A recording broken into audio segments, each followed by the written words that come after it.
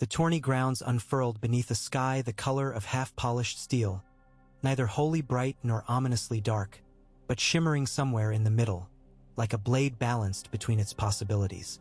The banners of a dozen great houses whipped on the morning breeze, their silks snapping with petty rivalries that had simmered for centuries. Beneath those flapping heralds, the noise of King's Landing swelled. Hawkers crowed their prices for honeyed wine and candied dates, boys scrambled after rundown hats, and soldiers in dull mail leaned on spears that glimmered at the edge of indolence. All of it orbited one truth, that this day, this hand's tourney, mattered far more than bread or breathing. Joffrey Baratheon stood near the royal dais, eyes narrowed against the sun, one heel tapping the grass in faint impatience. At 13, he carried himself like a man thrice his age, yet his shoulders were still too slender to bear the golden lions embroidered across his doublet. A circlet of polished gold rested on yellow hair as fine as cornsilk. From afar he appeared every inch the princeling. Up close his face betrayed the unfinished cruelty of a boy not yet instructed by consequence. Sansa Stark, poised 2 steps behind him, watched his profile as though she might glimpse the future in the slope of his cheek. A faint flush colored her neck, the residue of the rush she'd felt when Joffrey asked her to stand at the railing with him instead of beside Septa Mordane. She swept her dress, for golden autumn leaves danced along the hem, so that it wouldn't wrinkle beneath her hands. Arya lingered farther back, perched on a barrel from which ale had been poured all morning, her boots swinging, her gaze restless as a hawk's. King Robert arrived last, announcing himself with laughter rumbling like distant thunder. He shouldered his girth up the wooden steps until every plank seemed to groan protest. Cersei trailed him in a gown of forest green samite that would, on any other woman, have whispered grace. On her, the fabric strained, not from weight but from disdain. No color dared compete with her resentment of the world. Ned Stark greeted the king with the low inclination of a head that iron would have envied. Though the tourney honored him, he looked as though he'd rather be anywhere but on display. Beyond his shoulder stood the hound, the scorched half of his face cast into the faintest shadow. And somewhere down the line Littlefinger's smile crept beneath his mustache like a secret searching for purchase. Trumpets shrilled, slicing the chatter. Jostled by the sound, the crowd surged into a hush so abrupt even the banners seemed to pause. The first riders advanced, lances flowering with pennons.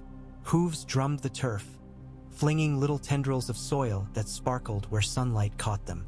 Ser Meryn Trant of the Kingsguard saluted the royal box, his white cloak flaring. Opposite him, Ser Hugh of the Vale, in new armor bright as a mirror, drove his charger forward with a flutter of blue plumes. Cheering erupted. Squires dashed aside. The tilt barreled toward its climax. Joffrey placed one hand on the railing, leaning so far that Ned took an involuntary half-step forward. Sansa's breath hitched.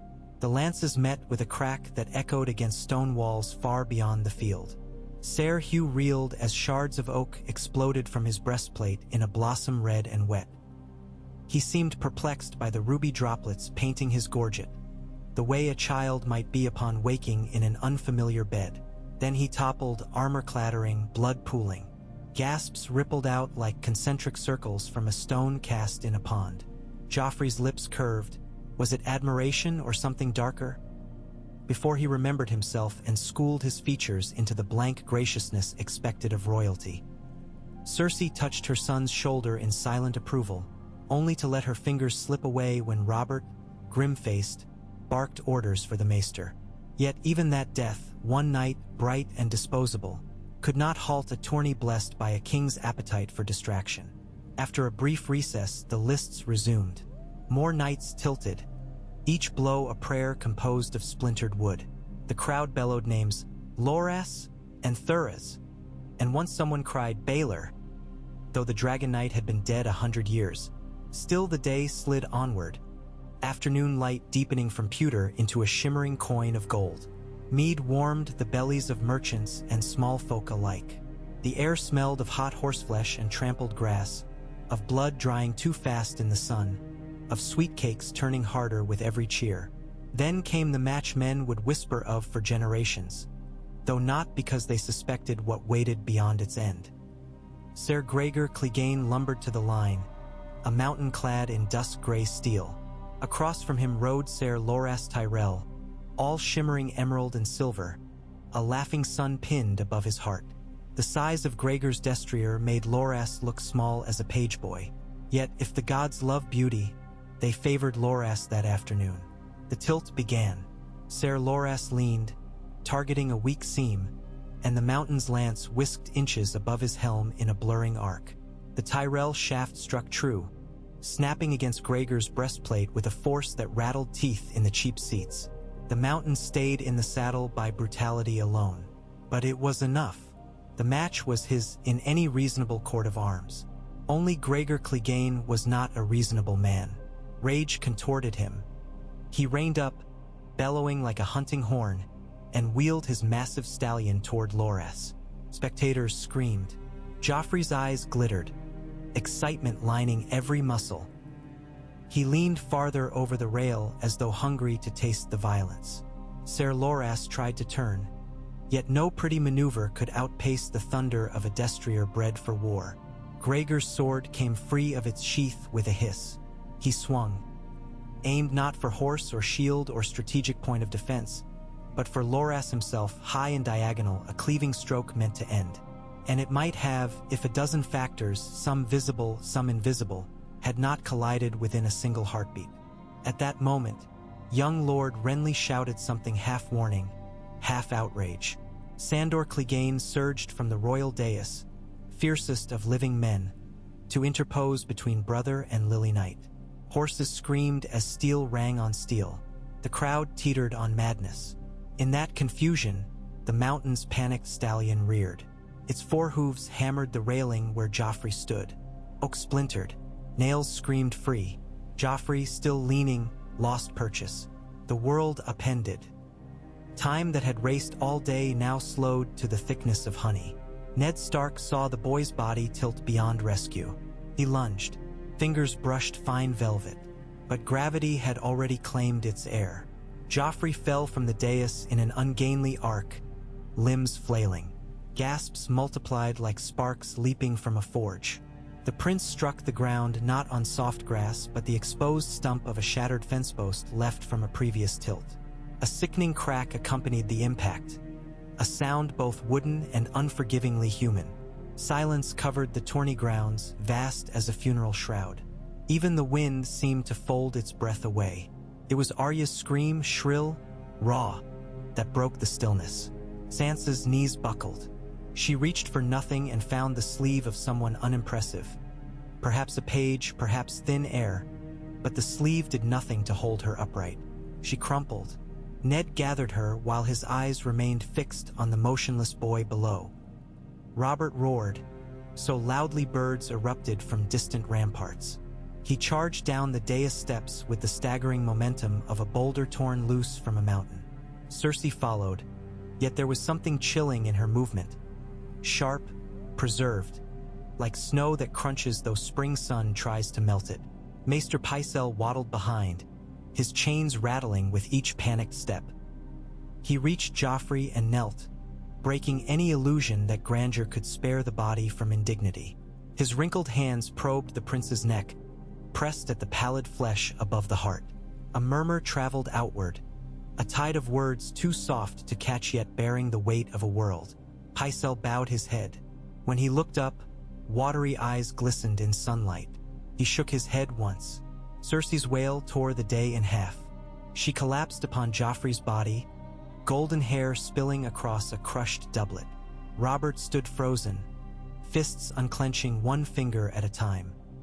The king whose laughter had filled the morning now seemed smaller than the crown upon his brow, shrinking around a grief too enormous for any man to shoulder. Ned Stark felt the cut of winter inside him.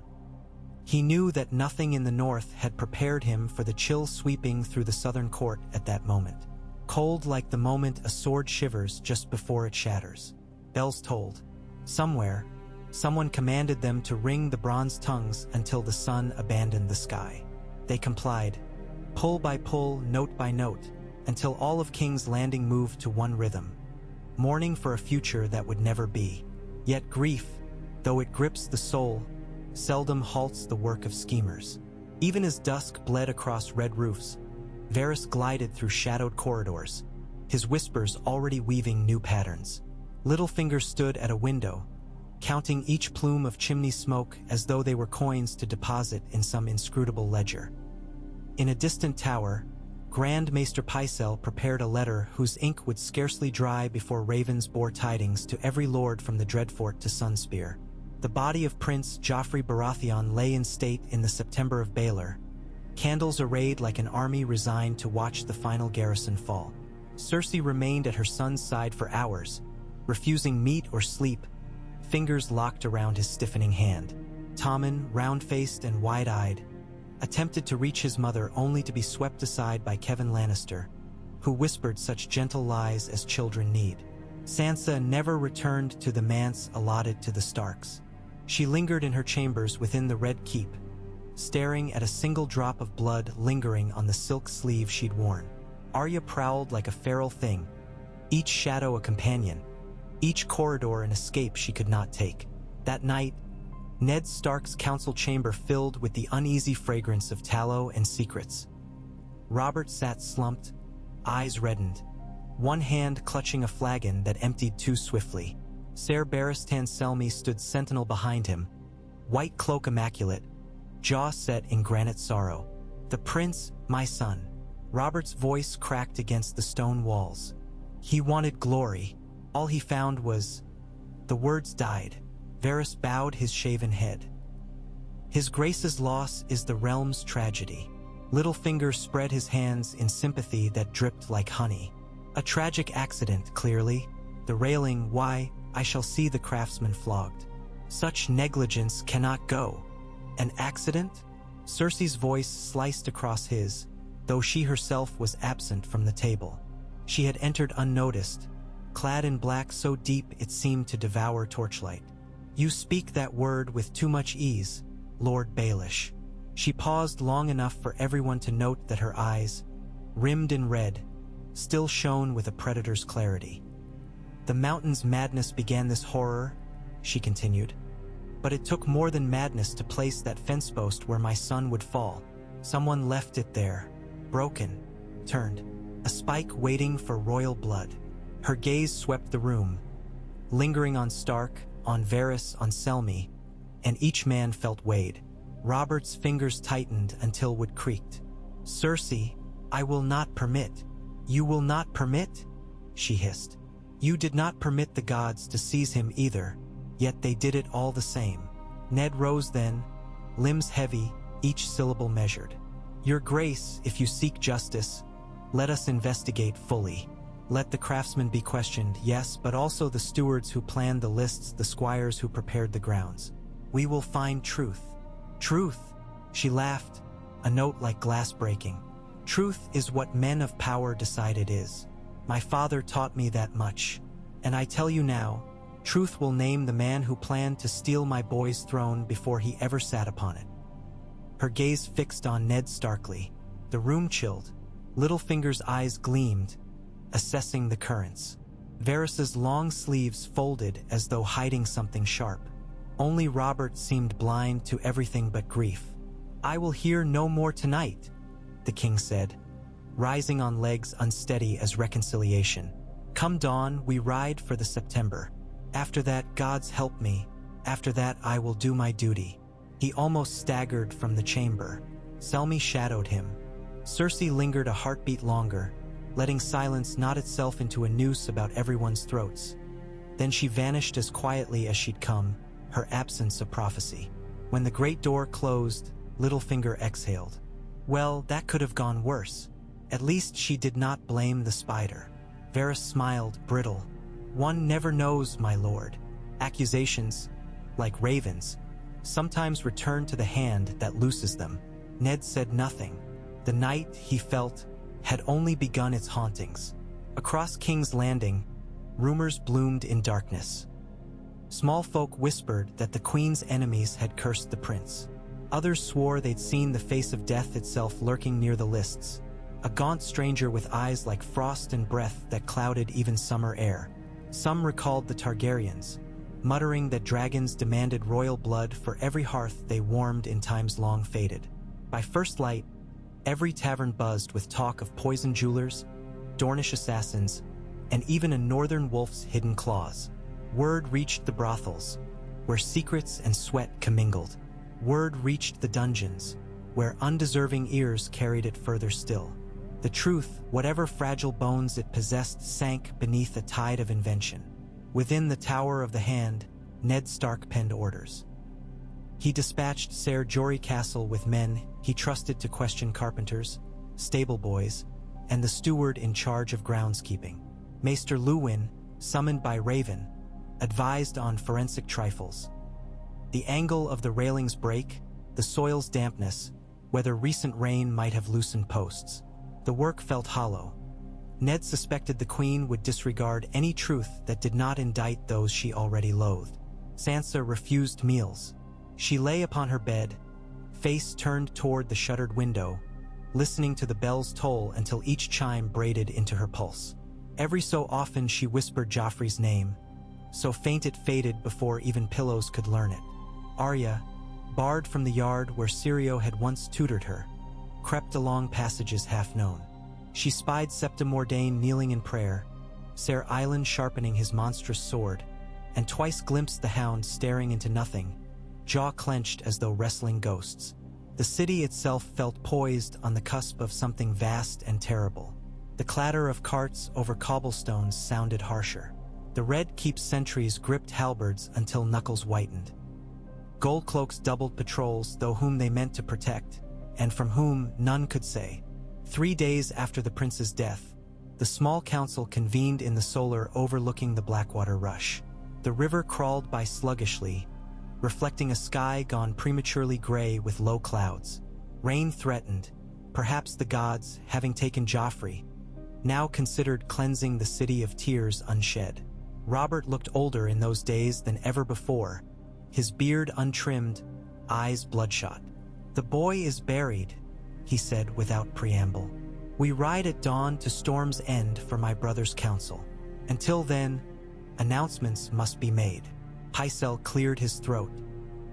"His Grace refers to the matter of succession." Cersei sat stiff and silent, hands in her lap, green gown replaced by funereal black.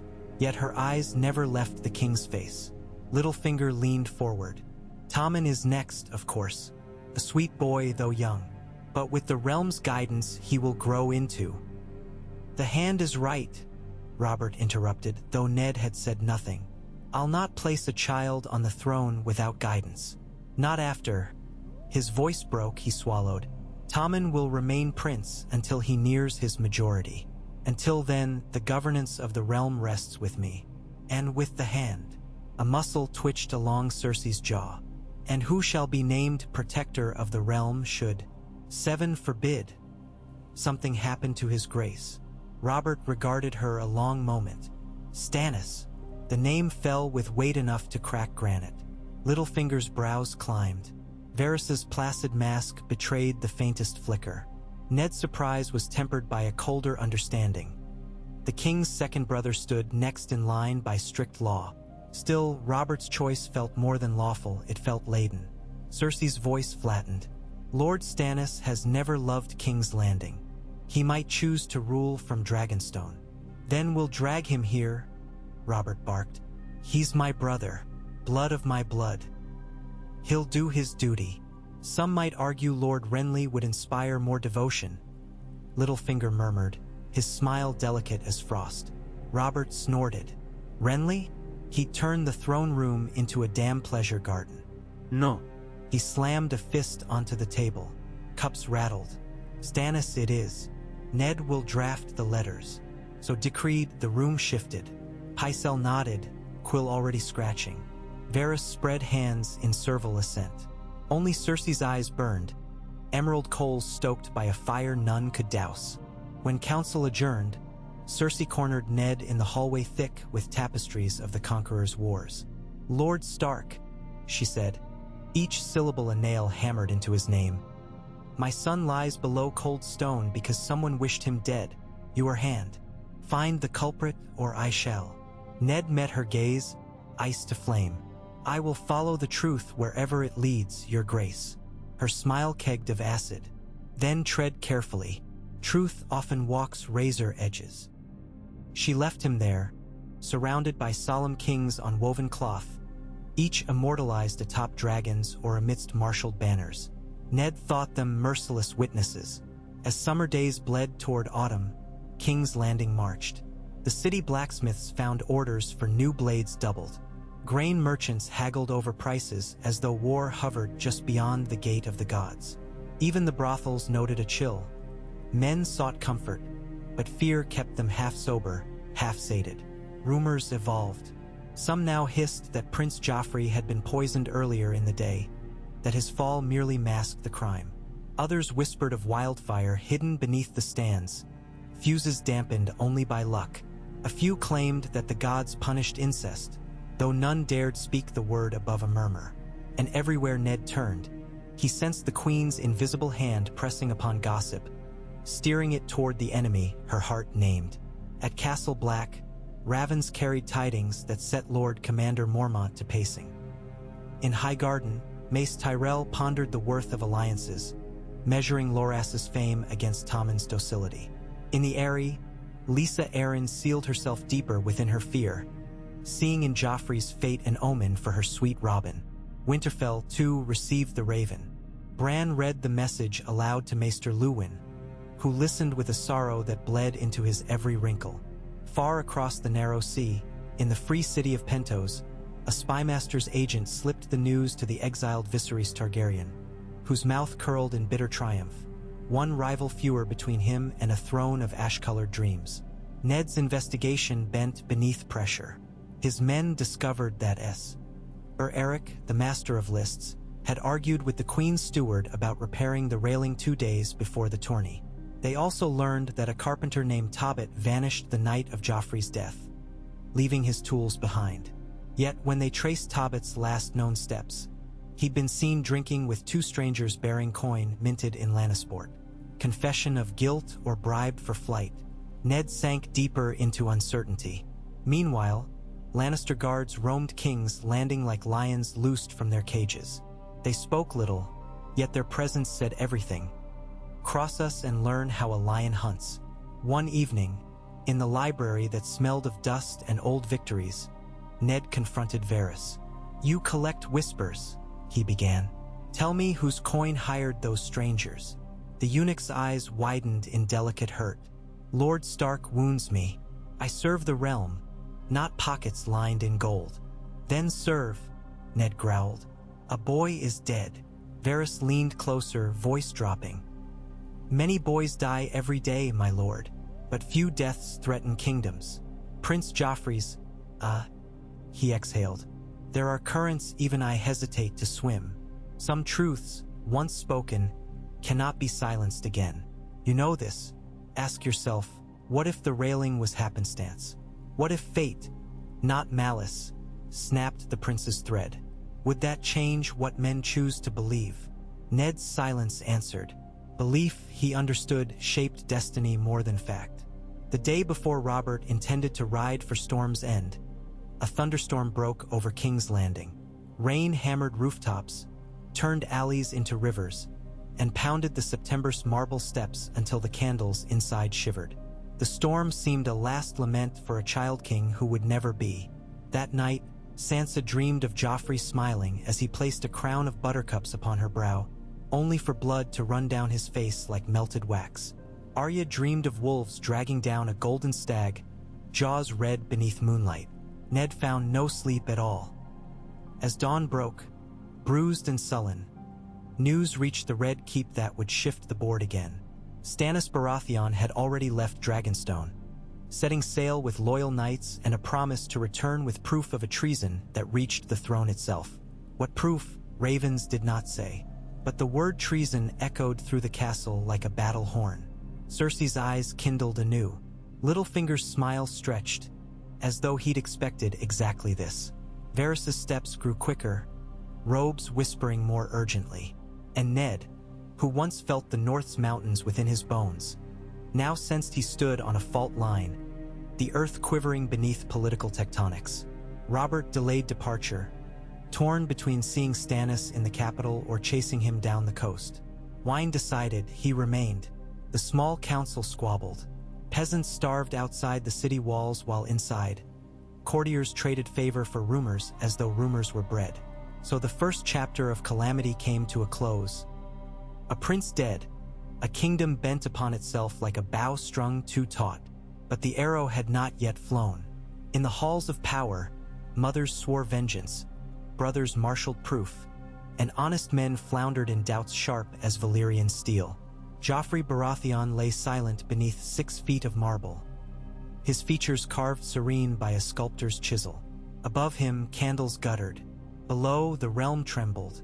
The next gust of wind, be it intrigue, revelation, or outright war, would decide whether the 7 kingdoms shattered into 700 shards or emerged, bloodied yet unbroken, beneath a boy king's golden stag. And somewhere beyond the castle walls, autumn crept southward, each leaf that fell a whisper. Winter is coming, whether princes live or die. End of Part 1, approximate 60,000 characters. Ask for the next installment whenever you're ready to continue this 5-hour saga. The storm that buried the city in gray drizzle lingered for 3 more days, as though the very sky wished to sit vigil above the crypt-cold prince. In that morning hush, King's Landing breathed differently. Quieter in the streets, harsher in the corridors of power, and everywhere shot through with the copper tang of rumors that would not clot. Candle smoke clung to the eaves like low fog, and the bells, silent now that the official grieving had passed, left behind an echo that wormed into conversation, so every sentence seemed to toll on unseen iron. When dawn finally cracked the overcast ceiling, the capital stirred to face a morning unlike any in memory. Common folk woke to find fresh proclamations hammered onto gateposts, parchment sealed in green wax, summoning craftsmen to reinspect every public platform within the city walls. The royal sigil glowered atop each notice, yet beneath the stag a lion's paw print remained faintly visible in red ink, as if the queen's hand pressed on the decree after the king had signed it. Carpenters shuffled off to their work, muttering that a broken rail could ruin a kingdom faster than siege ladders. Inside the Red Keep, a different labor unfolded. Maids stripped black hangings from pillars, replacing them with the deep scarlet of House Lannister and the crowned stag of Baratheon, displayed together in a marriage that felt suddenly more of convenience than of blood. The queen ordered roses, dozens of wagons laden with gold-petaled blooms, unloaded into the throne room, their perfume meant to mask the sour musk of fear. Yet the petals bruised under so many hands, and the fragrance mingled with decay by midday. Robert Baratheon reclaimed his seat on the Iron Throne that afternoon, though he sank onto its jagged steel less like a conqueror returning and more like a hunter crushed beneath his own antlers. The weight of every sword his forebears had beaten into the spiked chair carved itself into his shoulders. The small folk invited to present petitions found the king's attention wandering. At times his eyes fixed on the vaulted ceiling, tracking nothing. At others he stared at a single boy clinging to his mother's skirts, until the queen's subtle cough broke the spell. After 3 such audiences, Robert dismissed the hall. He lurched to his feet and stalked out, cloak swirling with impotent fury, leaving Cersei to glide behind him like moonlight trailing a thunderhead. The clatter of mailed heels echoed through the Tower of the Hand minutes later as Ned joined the royal retinue. Summoned to an emergency council Robert claimed could not wait for candles or courtesies. The council chamber smelled of wet wool and spilt wine. Littlefinger lounged near the hearth, turning a golden stag coin across his knuckles. Varys stood by a lattice window, pretending interest in water dripping off stone gargoyles. Pycelle rummaged for quills until parchment fluttered to the rushes like molting feathers. When Cersei entered, silence pressed every man's spine straighter. Robert, red-eyed yet sober, planted both fists on the map table and began. "Stannis writes from Dragonstone," the king growled, shoving a letter toward Ned. "Claims he comes bearing proof of treason at the very heart of our house. He demands I arrest the queen, my own wife. He threatens war if I don't." Cersei's voice poured cool as cellar wine. "Your brother mistakes grief for insight. He was not here. He knows nothing of our son's death beyond rumor. Robert slammed the tabletop. Tiny wooden castles trembled across painted rivers. Rumor can drown a realm faster than wildfire. Woman, I must answer him. He rounded on Ned. And you, my old friend, you will ride to the gates when Stannis lands. Speak sense into him before he tears my family apart. Littlefinger's coin vanished. His smile did not. A delicate assignment. Lord Stannis is not famed for bending. He is iron, and iron does not yield, it breaks. Then break him gently, Robert muttered, collapsing onto a chair. 7 save me. I'm too weary for another rebellion. Ned lifted the letter. The wax seal had been broken and remelted, as though someone else had read it first. The parchment crackled, scented faintly of salt and smoke from Dragonstone's volcanic forges. The writing within marched in tight, uncompromising columns. Brother, I come to claim my place as rightful heir. I come also with knowledge too foul for quill or raven. Be warned. A shadow nestles in the Red Keep, wearing a golden mane. Until you wake, the realm lies in peril. The signature below, Stannis Baratheon, looked drawn by a blade rather than ink. Ned folded the page. His guts churned with half-formed certainty. Stannis had uncovered what Jon Arryn died pursuing, what Ned himself had begun to suspect, the secret of Cersei's children. Yet proof from Dragonstone would ignite a blaze beyond control if waved before Cersei's eyes. What he lacked was time. Stannis must be heard, Ned said carefully. But perhaps not in the capital, not yet. Invite him to Storm's End. A seed of your blood, sire. Fewer ears, fewer daggers. Robert nodded once, grateful for a path he might tread without shattering. Cersei's gaze flicked to Ned, emerald shards studying Winterstone. You plot to isolate my husband, she said softly. To separate him from counsel that loves him. Storm's End is Baratheon to the marrow, Ned replied. No safer place for frank words. Littlefinger coughed. If I may suggest, your grace, Storm's End also lies inconveniently far from our enemy's spies. A journey of weeks may calm Lord Stannis, or give him time to marshal fleets. His grin widened, either warning or invitation. Chaos is a ladder, yes, but it breaks under too much weight. Robert exhaled like bellows dumped of coal. Then Storm's End it is. Ned, draft the invitation. Pycelle, send raven copies to every major lord. Let them see we settle disputes by reason, not blood. He rose again. Now leave me, all of you. When the chamber emptied, Cersei remained. The doors shut behind the others, muffling Varys' sigh, Littlefinger's chuckle, Pycelle's weary shuffle.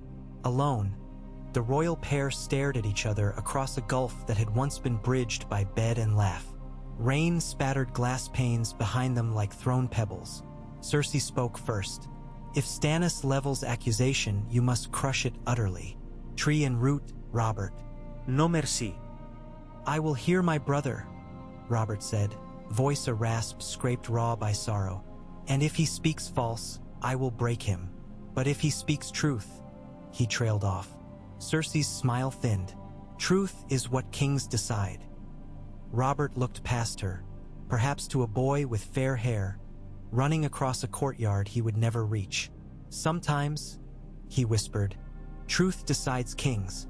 By next sunset, ravens winged to every corner of Westeros. At Riverrun, Lord Hoster's maester squinted through cataracts at the parchment and groaned. In Sunspear, Prince Doran read twice before consigning the scroll to a brazier. Flames danced reflections in his weary eyes. At Winterfell, Robb Stark clenched the raven's message until the wax cracked, unsure how to comfort his mother when news reached her in distant south. Yet the birds carried more than Robert's invitation. They bore the whiff of instability, and with it opportunity. Fingers tightened around swords in many halls where no bells tolled for Joffrey. Within King's Landing, Ned prepared to depart. He assembled half his guard to escort him. Staunch Northmen who knew the price of broken oaths. Ser Jorah would command those remaining, tasked with protecting Sansa and Arya. Ned's parting instructions to his daughters were brief but earnest. Letters tucked beneath pillows, kisses on cold foreheads at dawn, because he chose not to wake them for farewells. He expected return within a fortnight. Fate, as ever, penned different schedules. On the morning ride from the mud gate, he found the streets thronged. Not for his departure, for a procession of wagons bearing casks sealed with lion sigils. Gold cloaks cleared a path under Ser Boros Blunt's barked orders. Ned reined up, watching, each barrel sloshed with wildfire, a Lannister gift purchased in bulk from the Alchemist's Guild. He'd seen such containers only during the Grey Terror of Robert's rebellion. Why import wildfire now? What siege did Cersei prepare for within her own walls? The question chilled him deeper than rain. Past the city, winds freshened. The King's Road shimmered with puddles reflecting scudding clouds. Ned's party rode hard, yet warnings flapped within his mind. Cersei would not wait idle while truth rode out to greet Stannis. She might silence truth before it crossed castle thresholds. He urged his horse faster. Back at the Red Keep, shadows lengthened though suns still struggled above clouds. In the Maiden Vault, Sansa sat upright on her bed, reading and rereading a single line from a book of songs until the words blurred. The court dress she'd chosen that morning lay unbuttoned, forgotten. She had not been summoned to dine with the Queen since Joffrey's death. No one asked her to recount the fatal tilt, yet in nightmares she did, 1,000 times. Sometimes Joffrey smiled as he fell. Sometimes he screamed her name. Most nights she woke before he hit the earth, only to realize the ending could not be changed by opening eyes. A soft knock stirred her. Septa Mordain entered, carrying a tray. "Honeyed bread," she offered. "And broth." Sansa shook her head, lips pressed. The Septa set the tray down and lingered, knitting fingers in worry. "Child, eating is not betrayal." Sansa inhaled. "I can still smell the grass, crushed, wet with his blood. The scent clings to everything." Septa Mordain brushed Sansa's hair with steady hands. "The gods we've fates we cannot understand. We endure." She guided Sansa's trembling fingers around the cup. "Drink." Sansa obeyed, sipping lukewarm broth that tasted of nothing. Tears slid unnoticed. Across the fortress, Arya outpaced a pair of guards through servants' corridors, her bare feet silent on stone. She'd overheard Vayen Pool mention wildfire shipments. Curiosity sparked like flint. She followed the path of barrels downward, past the dungeons where stale air tasted of iron chains. Torches guttered. The Alchemist's Guild kept vaults beneath Trader's Walk, a maze of green fire and mad prayers. Arya glimpsed a door of black oak studded with copper, guarded by men in crimson cloaks. She counted steps, alcoves, escape routes. Knowledge, Syrio had taught her, was lighter than any blade. A voice behind startled her. "Little bird." She spun, faced the hound looming, helm tucked under one arm. Burn scars twitched as he frowned. "Stalking through rat tunnels will have heads rolling. Usually the stalkers." Arya met his gaze without flinching. "I'm no bird." She jutted her chin. "I'm a wolf." The hound's laugh grated. "Then run along to your pack, wolf, before lions hear you howl." He stepped aside, letting her dart past. His eyes followed, troubled. On the fourth day of Ned's ride, thunderheads blossomed purple above the horizon. The royal escort crested a hill overlooking fields of barley bending beneath winds. A raven circled overhead, croaking as if scolding delay. Ned's sense of foreboding sharpened when hoofbeats approached from the south. A solitary rider in Baratheon livery galloped across muddy turf, banner snapping. "Lord Stark!" the courier shouted, reining hard. He thrust a sealed parchment forward. "From Lord Renly at Bitterbridge. Urgent." Ned cracked the seal. Ink blotches betrayed haste. "Lord Stark, Stannis sails not to King's Landing nor Storm's End. His fleet slipped anchor 2 nights past and vanished into the narrow sea. Destination unknown. Varys claims Dragonstone's stores emptied of dragonglass and powder. The Queen raises wildfire by the ton. I fear brother will move against brother before barley ripens. I ride north to meet you. Beware lions. Renly. Dragonglass?" Ned frowned, recalling old Nan's tales. stone to fight shadows. And powder? Stormlanders rarely trafficked in pyromancy. Stannis armed for something beyond civil war. He closed the scroll, mind racing. If Stannis vanished, Robert's summons to Storm's End meant nothing. Worse, Ned's absence left the king alone among enemies. He wheeled his horse. "We ride back, at once." The guard obeyed without question, though faces fell at the prospect of doubling distance already covered. Rain began anew, curtains of cold needles. Hooves churned sodden earth. Breath steamed. The Northman banners streamed behind Ned like torn wings.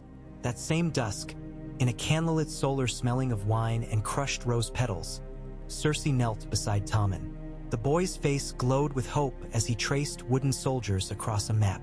"I'll be a good king," he whispered, pushing a knight toward a paper dragon. "Ser Boros says the realm needs strong hands. I'll have the strongest hands." Cersei stroked his blonde curls. "You will, my sweet."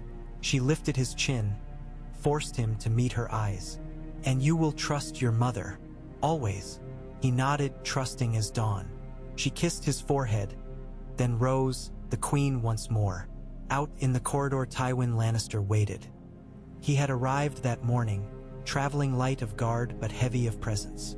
His golden armor, unmarred by rust or gilt, shone even beneath dim torches. "Father," she greeted. Tywin studied her, unreadable. "Kevin writes that you import wildfire. For defense. Against whom? Anyone foolish," she smiled thinly, "or righteous." Tywin flicked a speck from his sleeve. "The righteous seldom survive intrigues. You may find steel cheaper than alchemy." Cersei's eyes hardened. "Joffrey died because steel failed him." Tywin inclined his head, accepting the cut. "Then ensure Tommen's reign begins under iron discipline. Speak softly afterward." "We must smash Stannis," she said. "Stannis will smash himself," Tywin replied. "He cannot raise levies equal to ours. Let him burn on ambition. The danger lies nearer. Ned Stark returns with Robert's trust and northern swords. Break that trust. Turn Robert's fear to anger before Stark opens his mouth." Cersei breathed deep. "I will tear his honor from root to leaf." Tywin's eyes glinted. "A lion kills by throat, not by pawing endlessly." He left her to watch shadows cross the floor until they merged with night. At midnight, two figures met beneath the sept's jeweled window. One wore the robes of a silent sister, the other motley gray. The first passed a satchel smelling faintly of the sea. "Black powder," she murmured. "Straight from Dragonstone for Lord Stannis's allies." The other bowed, pressing 3 gold stags into her palm. From a high alcove, Varys observed, eyes narrowing. The spider's mind spun threads faster than spiders ever could. By the time Ned's party reached King's Landing again, their horses foamed and stumbled. Dawn wavered on the horizon, painting egg yolk streaks beneath bruised cloud. As the mud gate loomed, trumpets blared from ramparts, an alarm seldom used for friendly arrival. Ned smelled smoke. Plumes rose over the river quarter, tinged green, wildfire's lurid signature. He spurred through the gate. Gold cloaks surged, pointing toward rotting warehouses along the Blackwater. One officer gasped, "Alchemists lost control, draining casks. My lord." Flames leapt riverward. "We feared the docks." Ned rode past, witnessing charred pilings, blackened hulls. Fishermen doused embers as green wisps hissed across water. Cersei's weapon had bitten her own city while he was gone. He galloped for the Red Keep, courtiers scattered at the sight of mud-spattered Stark banners. Inside the Tower of the Hand, he found Ser Jorah waiting, face grave. "Lord Stark, Sansa was called to court last night. The Queen summoned her for comfort. She's not returned. Icelandsten. At Spine. Arya. In her chambers, guarded." Ned exhaled once. "Double the watch. No one enters without my leave." Jory nodded. Ned strode up marble stairs 2 at a time, boots sloshing rainwater. The king's apartments stood ahead, guarded by 2 Lannister men unfamiliar to him. They crossed spears, "His Grace rests," one intoned. Ned's hand drifted to the pommel of ice, yet it was in Winterfell, leaving him with smaller steel. "Wake him," he ordered. "I bear news of Stannis." The guards hesitated, then parted. Ned stepped into gloom thick with wine fumes. Robert lay sprawled on cushions, snoring, a goblet tipped over leaving dark stain on his tunic. At first glance one might think sleep. Then Ned smelled the sweet-spiked odor of milk of the poppy. Too much. He bent close, pulse-thudded but shallow. A figure detached from shadow. Lancel Lannister, cheeks flushed. "His Grace needed rest," the youth stammered. Maester Pycelle dosed him at Her Majesty's request. Ned stared. "He sleeps through riots at his door?" Lancel's eyes flickered. Ned stepped closer, voice ablade. "What strength remains in a king who cannot wake?" Lancel swallowed, but pride sparked. "The Queen orders." Ned pushed past, opened balcony shutters to raw wind. He slogged a jug of water from table, splashed it across Robert's face. The king sputtered, coughed, eyes blinking heavy lids. "7 hells, who?" "Your Grace," Ned said. "Stannis sails unknown courses. Wildfire burns your docks, and your city whispers you are unfit to rule." Robert groaned, trying to rise. Ned hauled him upright. "Wake, sire. The kingdom cracks." Lancel hissed. "He needs rest." Ned turned. "He needs truth." He stared until Lancel retreated. Robert wiped water from beard, staring at his soaked doublet. "Gods," the king muttered. "I dream of Joffrey every time I close my eyes." Ned's voice softened. "Then keep them open. Live for the son who remains." Robert's shoulders sagged. "Bring me the council," he ordered. In the council chamber, seats filled quickly. Cersei swept in last, Sansa beside her, eyes rimmed scarlet. Ned's heart lurched at his daughter's pallor, but he dared not speak. Robert took the head chair, face gray but resolute. "Stannis flees," he began. "Wildfire scars our own shores. My people starve while nobles sharpen axes. Enough." He glared at Pycelle. "No more poppy. I'll face grief sober." Pycelle bowed, beard quivering. Cersei's nostrils flared. Robert continued. "First, wildfire stores moved outside city walls. Lord Tywin will oversee." Tywin inclined his head. "Second, the Hands investigation resumes unhampered. Whoever cost me my boy, accident or plot, will answer." Cersei leaned forward. "Accident, my husband. What proof suggests otherwise?" Ned met her gaze. Carpenter Tobbit was found afloat near Blackwater Bay. Throat slit, tools missing. He had no enemies but those who paid him. He allowed pause. "A witness saw him receive coin minted last in Lannisport." Tension thickened. Robert's eyes cut to Cersei. She shrugged elegantly. "Lannister gold flows freely. Coin alone proves nothing." Littlefinger smiled behind steepled fingers. "Nothing yet tantalizing. A good mystery sells better than mummers." Robert slammed fist.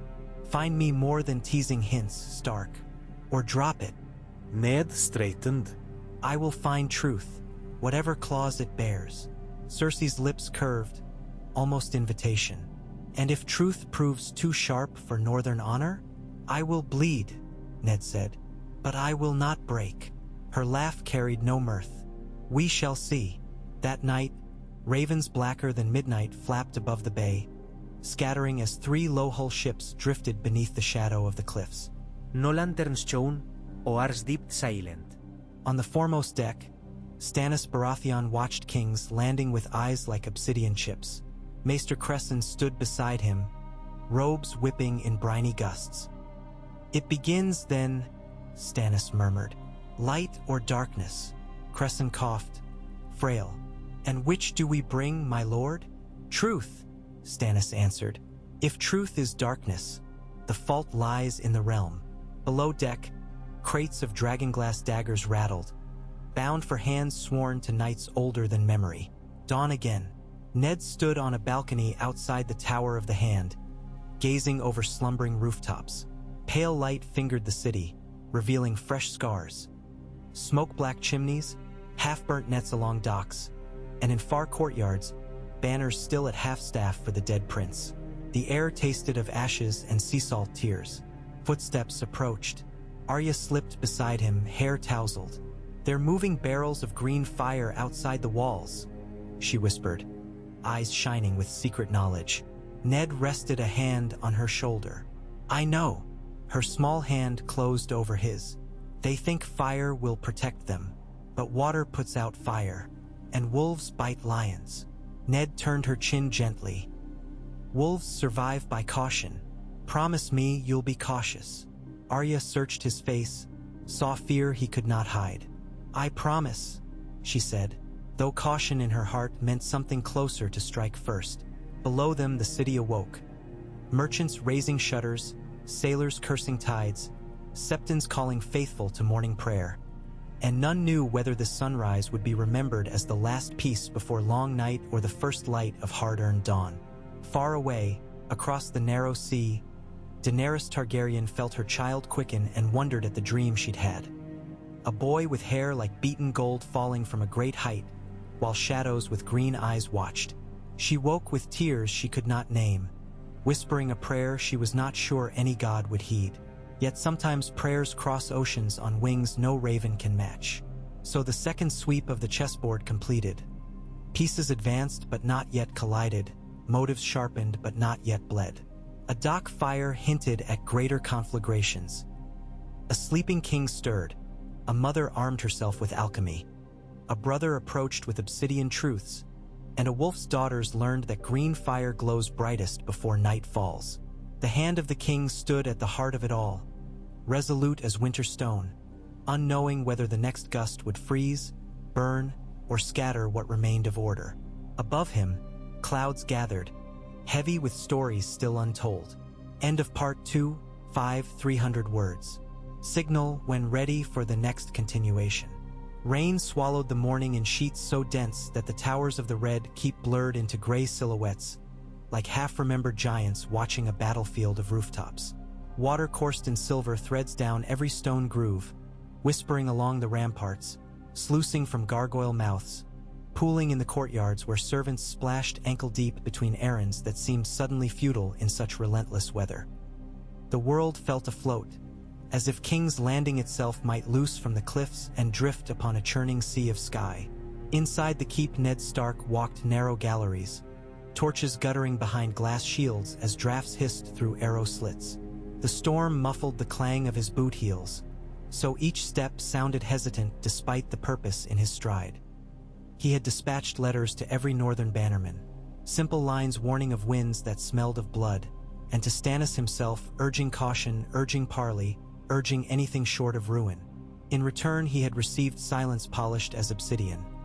Stannis's fleet still hidden, the narrow sea suddenly wide enough to lose 1,000 sails. A servant scuttled from a side passage, carrying a tray of parchment wrapped against the damp. "For the hand from Lord Renly's camp," the boy stammered. Ned accepted the bundle, dismissing him with a nod. He broke the seal beneath a flickering sconce. Renly's elegant script reported that the Stormlands banners rallied to him in droves, that songs already called him the true stag come south to save the realm, that Stannis had sent no ravens, and that rumors placed the elder brother seeking something at Dragonstone's black heart, dragon's bones or darker. Renly urged Ned to join him, to crown a king who smiled rather than scowled. He ended with a flourish. "We may yet prove summer lingers, if we plant the right seed now." Ned folded the letter slowly. Summer, he thought, had fled the day Joffrey died. Only men still chased its shadow. A sudden boom rattled the window panes, distant thunder, or perhaps another cask of wildfire mishandled along the river. Ned shoved the thought aside and turned down the next corridor toward the Royal Solar. Ser Barristan Selmy met him at the door, face lined deeper than crow's feet might carve. "The king asked for you," Selmy said, voice low. "He's meeting with Lord Tywin." Ned inclined his head, bracing for another clash of opinions swung like warhammers. Inside, Robert sat slumped at a table strewn with maps. Tywin Lannister stood opposite, golden lion cloak pooling around steel-trimmed boots. Rain hissed against shuttered casements. Candles guttered, throwing saber shapes across the parchment. "Say again, my lord?" Robert rumbled as Ned entered. Tywin's gaze flicked to Ned, then back to the king. "The levies ride within 10 days. My forges work day and night. Storm's End may choose Renly. Dragonstone is arming Stannis. The north is an ice flow that slides whichever current its Stark feels.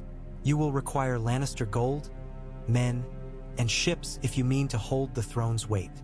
Robert rubbed calloused fingers over his eyes. "I do not want a war. Wars seldom heed what kings want," Tywin said, tone even as a weighscale. "They heed what rivals fear. Show them fear and the crown rests easier." Ned stepped forward. "Lord Tywin speaks of spectacle, not stability. Fear burns hot and brief like wildfire. Our people need certainty." Tywin's eyes narrowed. "You propose certainty built on whose sword? The North's? I see no Stark fleet." No bold spilling coin. Robert's fist landed upon the table, rattling wooden kings and carved fortresses. "Enough. Ned, what news of Stannis?" "Only rumor. He landed at Kingsgrave with a handful of ships before vanishing inland," Ned said, though the rumor was but an hour old. "Another tale places him sailing toward the Stepstones. We cannot fight shadows." Tywin's lip twitched. "Shadows kill as surely as steel, Lord Stark. Ask your former master of coin." Robert flinched, an old bruise pressed. He waved a hand. "I need time. Dismissed, for now." Tywin bowed with lethal grace, cloak whispering across stone as he departed. Ned lingered. Robert slumped again. "If I crush Stannis, I break brotherhood. If I ignore him, I look weak. If I name Renly heir, the realm sings, but Stannis will scream treason. Gods, Ned, I'm trapped." Ned laid a hand on Robert's shoulder. "You're king. That means forging peace where none exist. Bring both brothers to council. Give them purpose. Stannis at sea, Renly at court. Two blades facing outward, not inward." Robert snorted. "They'll gut each other over precedence." "Perhaps." Ned straightened. "But if you choose one, the other will gut the realm. Better anger split between them than anger aimed at you." Robert barked a humorless laugh. "You sound like Varys." "Varys plays webs," Ned said. "I play stones.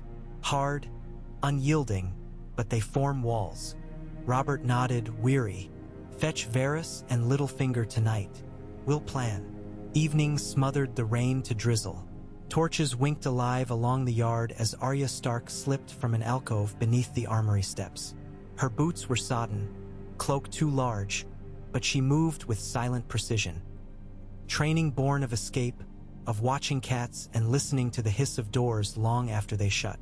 She crept toward a postern gate seldom used save by Black Cell's jailers. Two guards stood beneath an awning, dice clacking between them. Arya waited behind a stack of kegs until a rumble of laughter masked her quick dash across mud. She slid through the half-open door and into tunnels beneath the castle. Down stair after stair the world shrank to the oily flare of a lantern she'd filched. She followed the route memorized from her earlier scouting. Right at the cracked sconce shaped like a mermaid, left past the wine cellar where vintage dust wine slumbered, then straight until the air tasted sharp as struck stones. The alchemist's vault. She paused at a door sealed by iron bands and etched with 7-pointed stars that glittered green. Voices murmured beyond. Arya pressed ear to wood. "Not enough casks," one voice rasped, high and breathy. "Likely an old man of the guild." "Queen's orders triple our reserves." A second voice, younger, urgent. "The pyromancer's worn fresh resin needs moons to steep. If forced, stability. Stability matters little if the queen demands victory." Silence. Then the scrape of ledger pages. Arya leaned back, lip curving.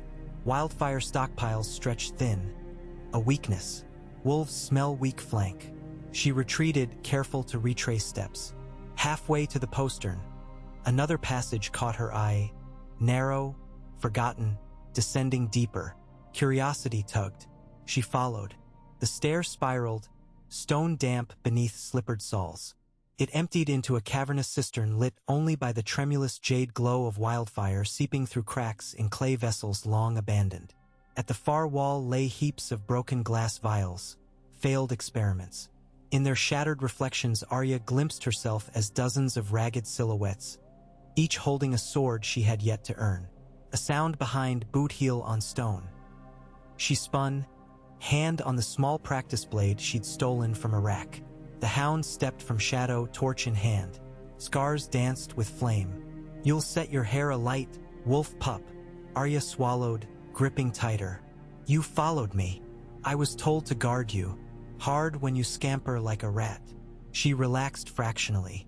"I was exploring." His brow raised. Explorers die young in catacombs. "I'm not afraid." A grunt. Fear keeps breath in lungs, and lungs in chests. He surveyed the cistern. "Walk away from fire you cannot control." Arya sheathed her blade, but as she followed him up the stairs, she looked back once, memorizing every turn. Fire might be enemy, but knowledge of it was power. That same hour, Sansa dined with Cersei and Tommen in a chamber dressed in gold brocade and crystal. Servants poured arbor red. Tommen poked at candied boar, appetite faint.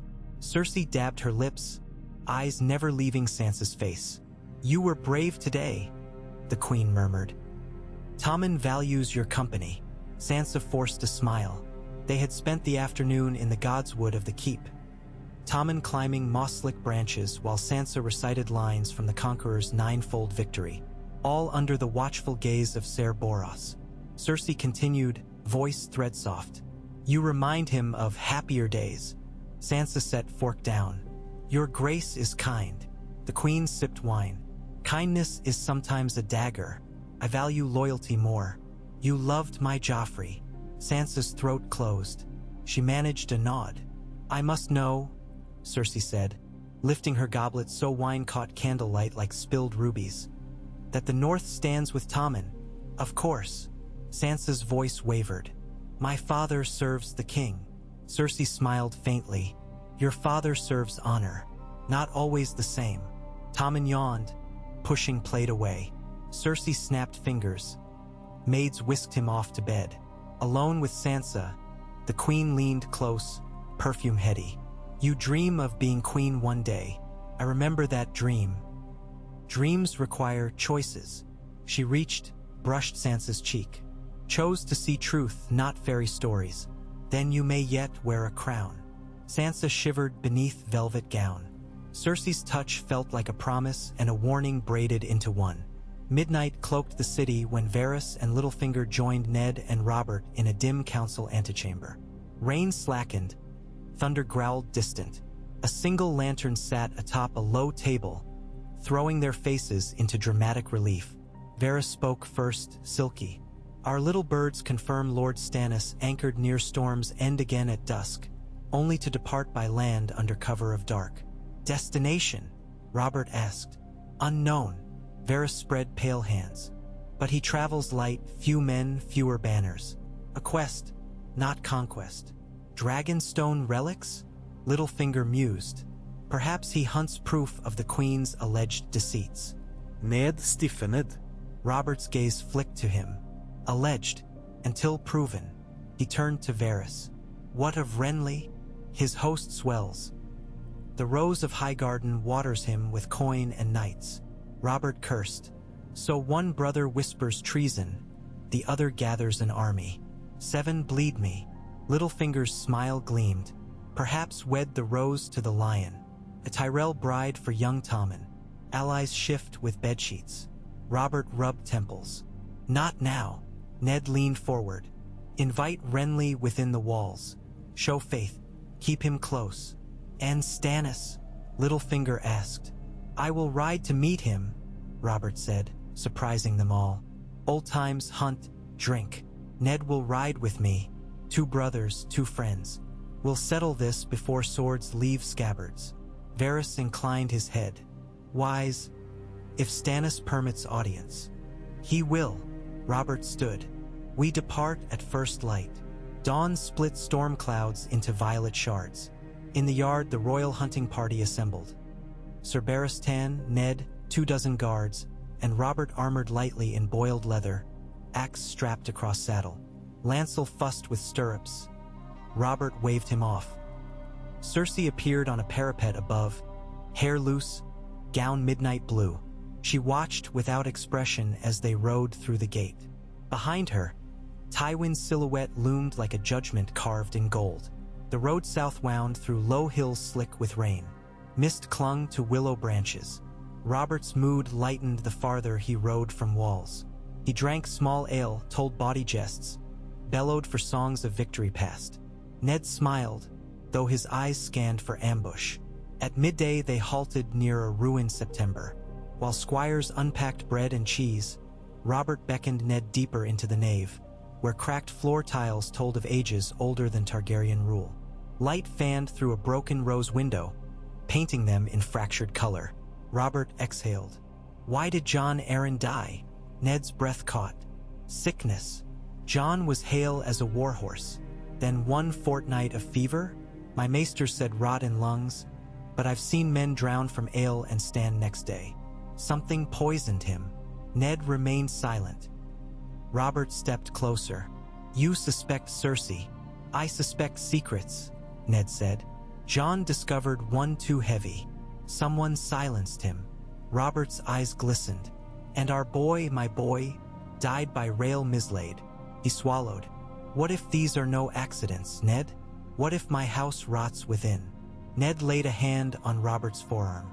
We will pry truth from rot, but do not let fear rule decisions. Courage sees clearer. Robert nodded. Then courage we ride with. Back in the capital, Tywin summoned Grand Maester Pycelle, Ser Boros, and the Lord Commander of the City Watch, Jacelyn Bywater. Papers spread on a table showed barricades, choke points, grain stores. Tywin tapped positions. Lord Stark and the king may return with Stannis or not at all, he said.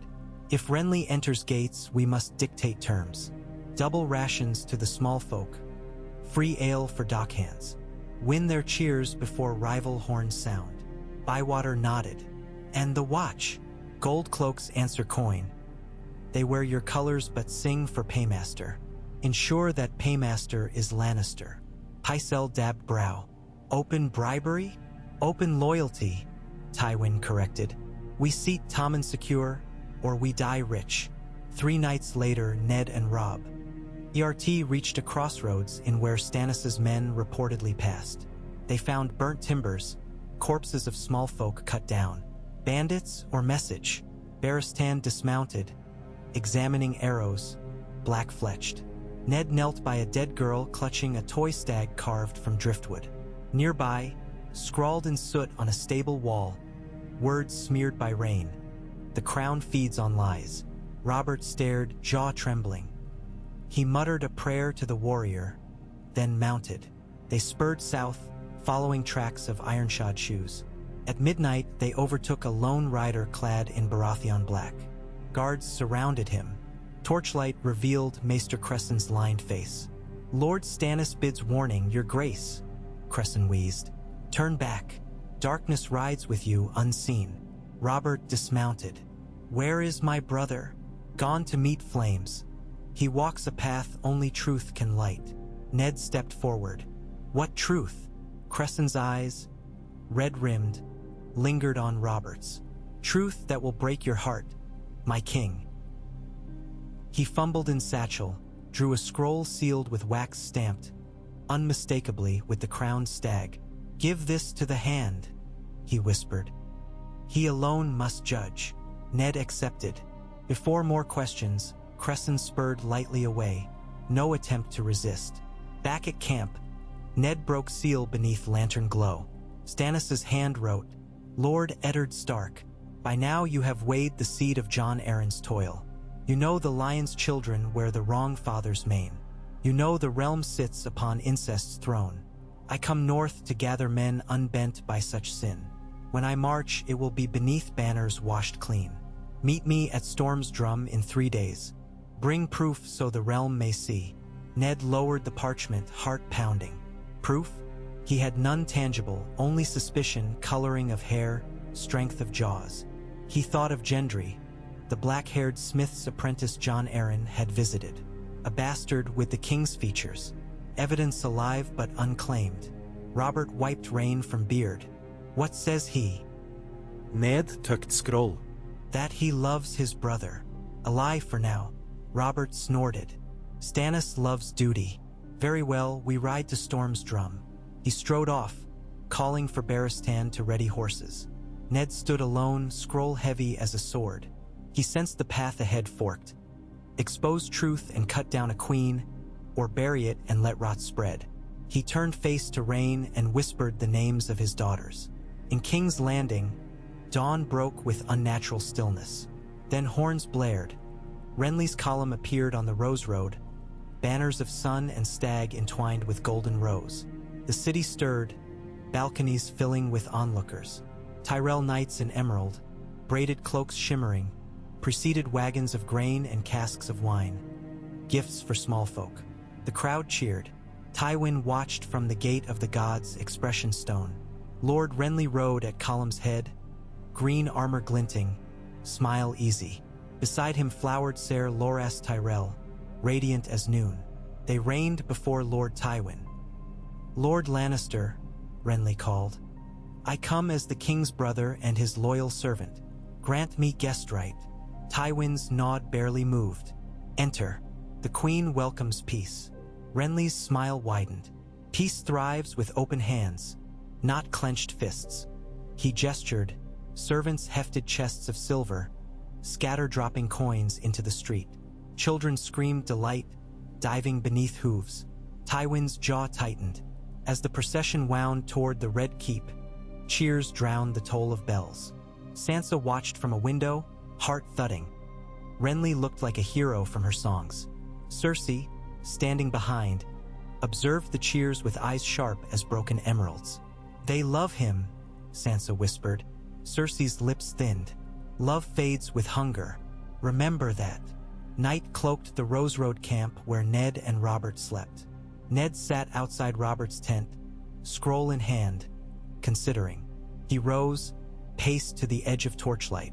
Horses stomped in picket lines. Frogs croaked from distant marsh. Abruptly, hofbearts approached fast. A scout galloped in, breathless. Hand, riders, a host, closing from north. Ned's pulse jolted. He roused Robert. They armed. Within minutes, moonlit fields filled with glinting helms. Banners, crimson lion on gold. Jaime Lannister spurred forward, white cloak billowing. Your Grace, he called, voice mocking. Your queen feared for your safety among traitors. We escort you home. Robert scowled. Dismissed, Kingslayer. I ride with friends. Jaime's grin cut. What friend drags you to Stannis' trap? The Northman. He flicked eyes to Ned. Does Winterfell wear Dragonstone now? Ned stepped forward. Your men have no place here. Ours is wherever the king rides, Jaime said. Lion and crown, inseparable. The two forces squared, tension taut. Robert exhaled. Enough. Jaime, ride behind. Keep distance. If blade leaves sheath, I'll have your tongue myself. Jaime bowed low, sarcasm thick. As my king commands. The knight swallowed them, but Ned felt invisible strings tighten through darkness. At Storm's Drum, a lonely watchtower on a cliff above roaring surf, Stannis waited. Torches ringed the courtyard, flames bending beneath biting wind. Beside him stood a tall woman robed in scarlet. Melisandre of Ass-High, red eyes reflecting fire. Behind them, soldiers unloaded crates of dragonglass, blades gleaming like frozen night. Melisandre raised hands. The night is dark, she intoned, but fire reveals. We shall show the false sun, and the world will kneel to dawn reborn. Stannis stared seaward, jaw set. Truth needs no bowing, only witness. She smiled. Witness begins with flame. King's Landing burned long into the night, not by wildfire but by revelries Renly's gifts bought. Wine flowed through the gutters. Minstrels played in every square. The small folk sang of a summer prince come to warm their hearts. In the throne room, Renly knelt before Cersei, offering a silk purse bulging coin. "For King Tommen," he said, "until his big brother returns." His eyes twinkled. Cersei accepted with a smile cool as dusk.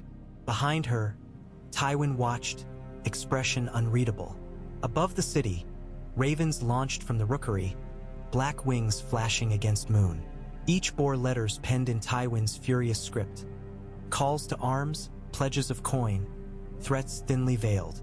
War flapped on midnight feathers across Westeros. And on a hill outside the walls, Arya crouched beside a gnarled tree, listening to distant music. She felt the pulse of drums echo through earth. She touched the small blade she'd named Needle.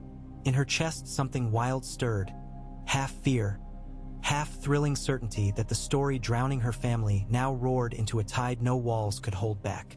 She stood, rain-washing hair flat.